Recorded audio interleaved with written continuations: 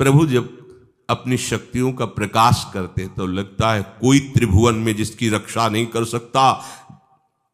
उसकी रक्षा के लिए मां भवानी दुर्गा अपना भयानक रूप धारण करके महिषासुर आदि दैत्यों का मर्दन करती है।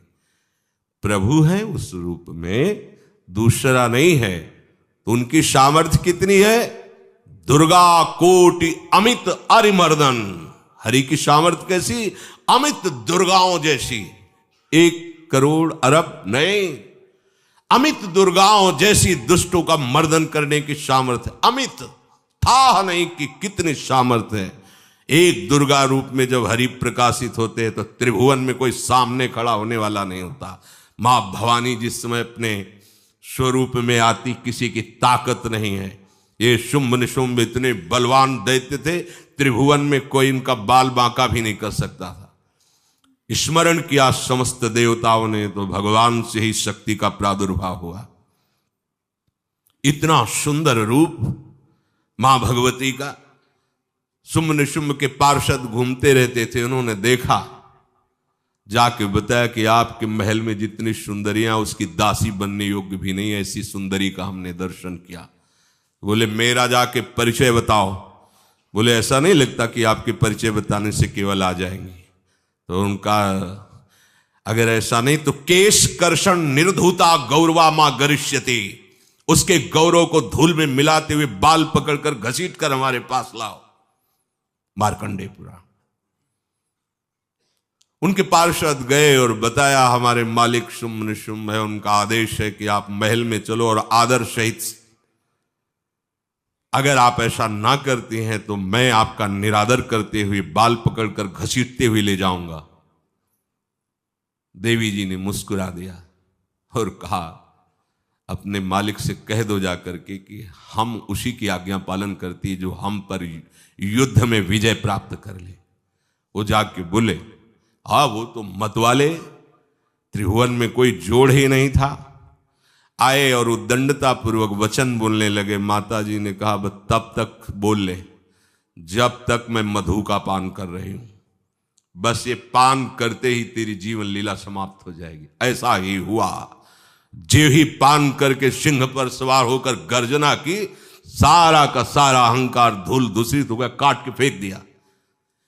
ऐसी अनंत अमित दुर्गाओं जैसी सामर्थ्य हमारे प्रभु श्री हरि में, अमित दुर्गाओं जैसी, क्योंकि अनंत शक्तियों के स्वामी हैं। उनकी लीला में क्यों में हो? अरे वो जब करुणा करते हैं, अपनी महिमा से उतरते हैं, तो भक्त जब ऐसे कर देता है तो डरप जाते हैं। माधोदास बाबा ने कहा नहीं चलना तुम्हें ब्रज में, हम तुम्हारी कहां तक सेवा देखेंगे, तुम्हें बाल भोग राजभोग। बाबा जी हैं, कभी मिला कभी यहीं रहो। वो बाबा आपके बिना नहीं रह सकते। दोबारा बोल नहीं पाए जगन्नाथ।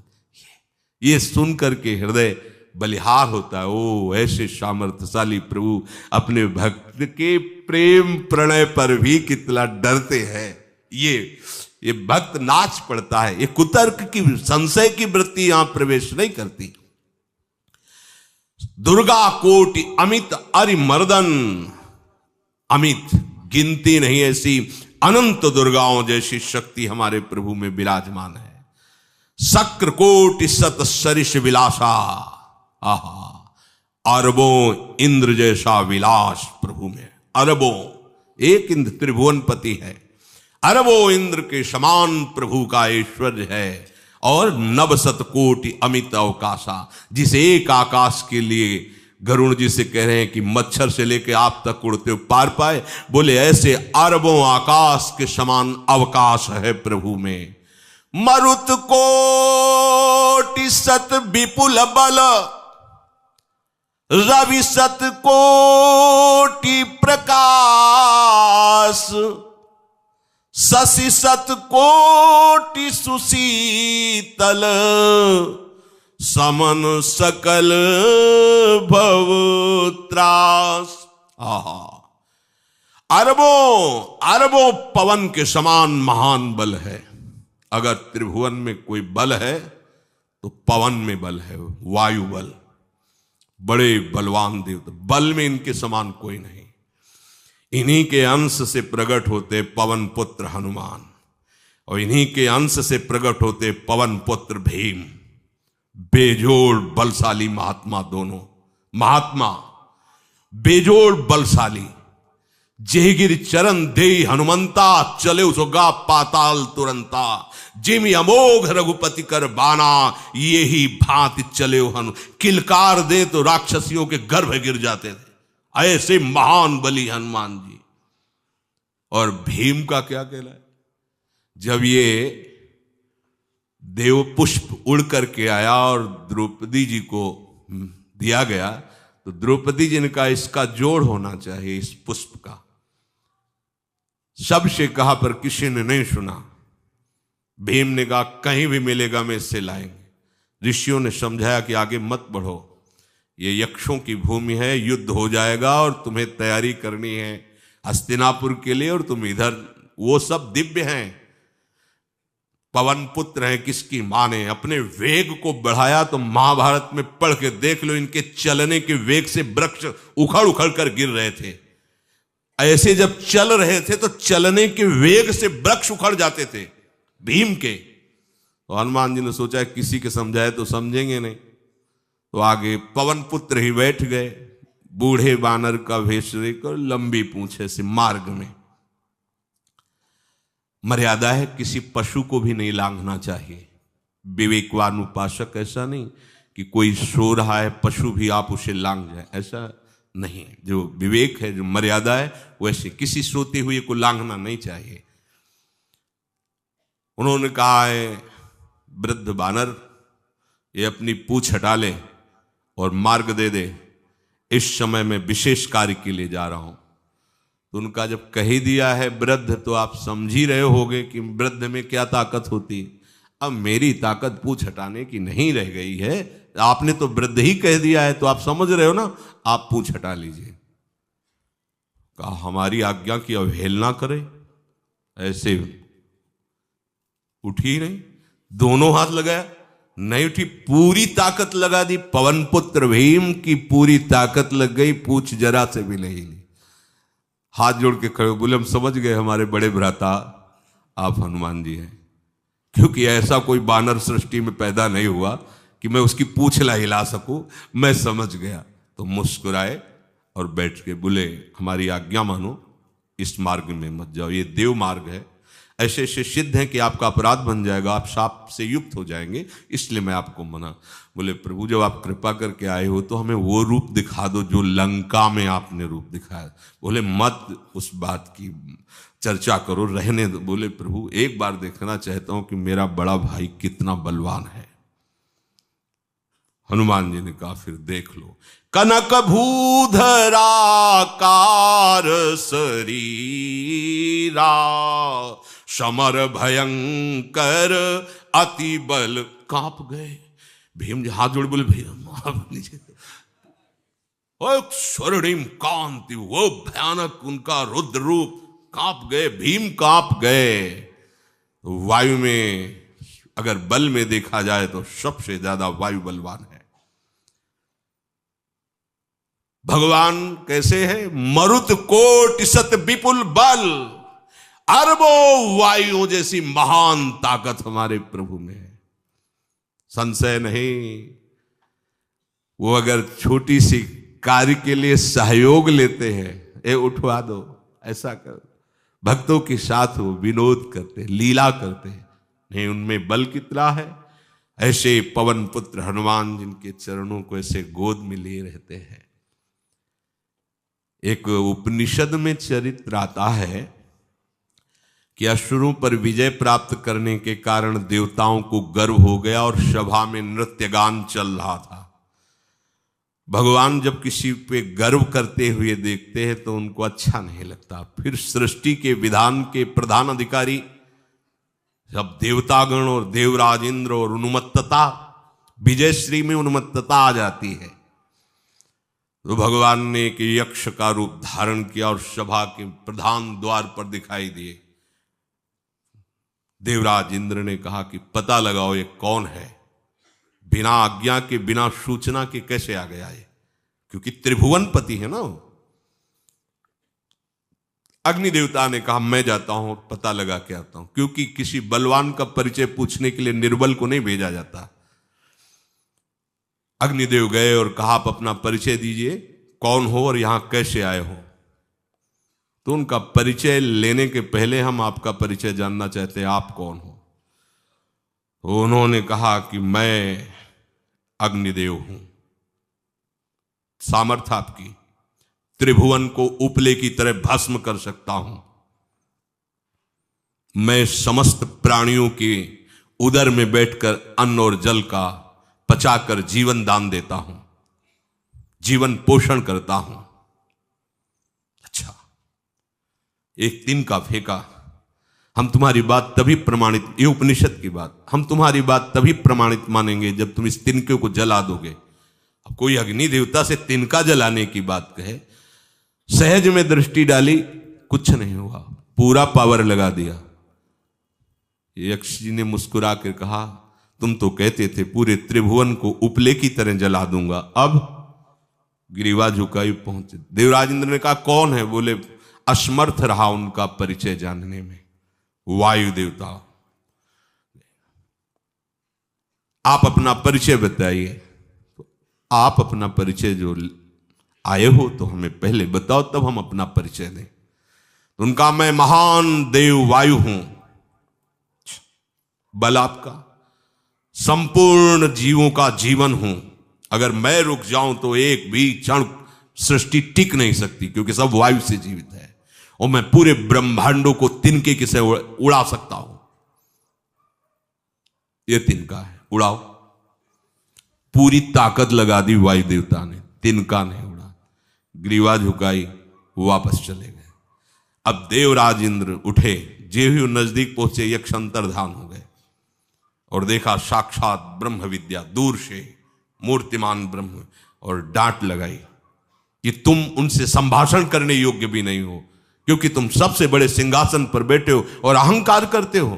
तुम्हारे देवता सब सामर्थ्यहीन है, एक तिनका भी अग्नि नहीं जला सका, एक तिनका भी वायु नहीं उड़ा सका। अरे जिनकी शक्ति से शक्तिमान वो भगवान स्वयं आए हुए थे, कांप गए देव। अहंकार मत करो, जाओ। भगवान के बल से तुम विजयी हुए, देवताओं के बल से नहीं।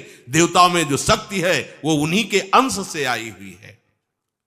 अरबों वायु के समान महान बलशाली हमारे श्री हरि, अरबों सूर्यों के समान उनका प्रकाश, अरबों सूर्यों के समान प्रकाश, अरबों चंद्रमाओं के समान सुशीतलता, समस्त भयों और दुखों का नाश करने वाले प्रभु श्री हरि। काल कोटि सत सरिस अति, दुस्तर दुर्ग दुरंत, धूम के तु सत कोटि सम, दुराधरस भगवंत। अरबों कालों की सामर्थ्य, अरब नहीं अरबों कालों की सामर्थ्य भगवान, एक काल अनंत ब्रह्मांडों में तांडव मचाए रखा है। अरबों काल, अमित बलशाली, अत्यंत दुस्तर, दुर्गम, दुरांत। कौन? प्रभु श्री हरि। अरबों धूमकेतुओं के समान अत्यंत प्रबल सामर्थ्यशाली प्रभु, अगाध सत कोटि पताला, शमन कोटि सत सरिस कराला, तीरथ अमित कोटि सम पावन, नाम अखिल अघ पूग नशावन। कितने अथाह हैं प्रभु? बोले अरबों पाताल से भी बढ़कर, अरबों पाताल से भी बढ़कर गहरे हैं, कोई था नहीं पा सकता। कितने भयानक हैं? अरबों यमराजों से भी ज्यादा भयानक प्रभु श्री हरि है। अनंत कोटि तीर्थों को भी पावन करने वाले परम पवित्र जिनके श्री चरण है, वो तीर्थपाद श्री हरि है। अनंत तीर्थों की उनका नाम ही संपूर्ण विश्व के पाप समूहों का नाश करने में समर्थ है। हिमगिरि कोटि अचल रघुवीरा, सिंधु कोटि सत समगंभीरा, कामधेनु सम कोटि। आहा, देखो अब किसके सामने तुम्हें हाथ पसारने की जरूरत है? समझो, अगर अपने प्रभु को जान जाओगे, समझ जाओगे, तो फिर कहीं इधर उधर झांकने की जरूरत नहीं, किसी के सहयोग की जरूरत नहीं। कैसे प्रभु? ऐसे वो स्थिर हैं कि जैसे तूफान चल रहा और हिमालय का आश्रय ले लो तो डरने की जरूरत नहीं, कोई भी तूफान हिमालय को उखाड़ नहीं सकता। ऐसे ही कह रहे हैं, अरबों हिमालयों जैसी स्थिरता प्रभु श्री हरि में है। अरबों समुद्रों के समान गंभीर है। कामधेनु सत कोटि समाना, सकल काम दायक भगवाना, सारद कोटि अमित चतुराई, विधि सत कोटि सृष्टि निपुनाई,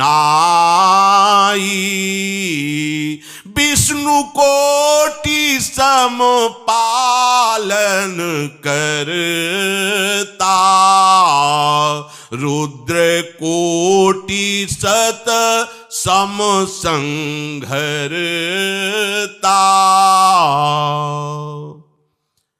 अरबों कामधेनुओं के समान प्रभु श्री हरि हैं। एक कामधेनु मिल जाए तो निहाल हो जाए है। हमारे श्री हरि कैसे? अरबों कामधेनुओं के समान है। इच्छित कामनाओं की पूर्ति कर दे उसे कामधेनु कहते हैं। प्रभु में कितनी चतुरता है! अनंत कोटि सरस्वतियों की एक सरस्वती ब्रह्मांडों का संचालन करती है, बुद्धि के अधिष्ठात्र देवी हैं। और यहां क्या, हमारे श्री हरि अनंत कोटि सरस्वतियों की चतुराई समाई हुई है। अरबों ब्रह्माओं के समान सृष्टि रचने में समर्थ। एक ब्रह्मा प्रकट कर दिया, ये वैभव प्रकट हो गया। अरबों ब्रह्माओं जैसी सामर्थ सृष्टि रचना की प्रभु में है। आहा! और अरबों विष्णुओं के समान पालन करने की सामर्थ प्रभु में है। अरबों शंकर के समान संहार करने की सामर्थ्य प्रभु में है। धनद कोटि सत समधन वाना, माया कोटि प्रपंच निधाना, भार धरन सत कोटि अहिसा, निरवधि निरूपम प्रभु जगदीसा। अरबों कुबेरों के समान धनवान है। अरबों मायाओं के समान सृष्टि करने में सामर्थ्यशाली है। अरबों शेष भगवान के समान अनंत भार उठाने में समर्थ है। जगदीश्वर प्रभु श्री हरि की कोई उपमा, कोई सीमा नहीं है। ये उपमा रहित और सीमा रहित है। निरुपम न उपमा आन राम समान, राम निगम कहे, जिम कोटि सत खद्योत समु, रवि कहत अति लघुताल है। यही भांति निज निज मति विलास, मुनीस हरि बखा नहीं। प्रभु भाव गाहक अति कृपालु, सप्रेम सुनि सुख मानहि। प्रभु भाव गाहक अति कृपालु, सप्रेम सुनि सुख मानहि। प्रभु श्री हरि उपमा रहित हैं, उनकी कोई अनंत ब्रह्मांडों में किसी से उपमा नहीं दी जा सकती। प्रभु के समान केवल प्रभु हैं, ऐसा वेद कहते हैं। अरबों जुगुनियों के समान यदि सूर्य को कहा जाए तो सूर्य का अपमान होता है, सम्मान नहीं। ऐसे ही जो अभी तक वर्णन किया गया उसको समझो। अरबों जुगनुओं के समान यदि सूर्य को कहा जाए तो सूर्य की प्रशंसा नहीं, एक तरह से अवहेलना है। आहा, इसी प्रकार अपनी बुद्धि के विकास के अनुसार मुनीश्वर, अपनी बुद्धि के विकास और प्रकाश के अनुसार मुनीश्वर प्रभु का वर्णन करते हैं। गुण महिमा नाम बल पर था कोई नहीं पाओ, आज तक कोई था नहीं। ऐसे प्रभु की लीला में कोई कुतर्क, कोई संशय, अब वो क्या